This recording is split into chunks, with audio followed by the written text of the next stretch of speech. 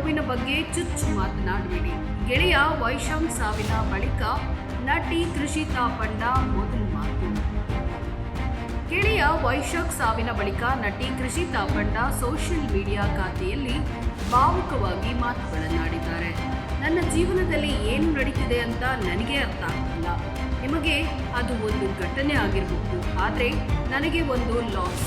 ಯಾರಾದರೂ ಹೇಗಿದ್ದೀರಾ ಅಂತ ಕೇಳಿದರೆ ಏನೂ ತೋಚುವುದಿಲ್ಲ.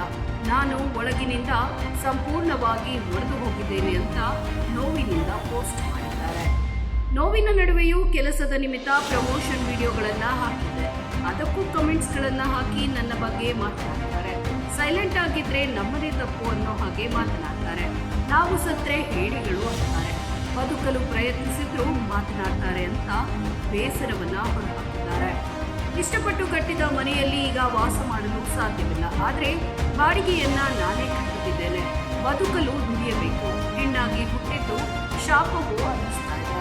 ಬೇರೆಯವರ ನೋವಿನ ಬಗ್ಗೆ ಚುಚ್ಚು ಮಾತನಾಡಬೇಡಿ ಅಂತ ಮನವಿ ಮಾಡಿದ್ದಾರೆ.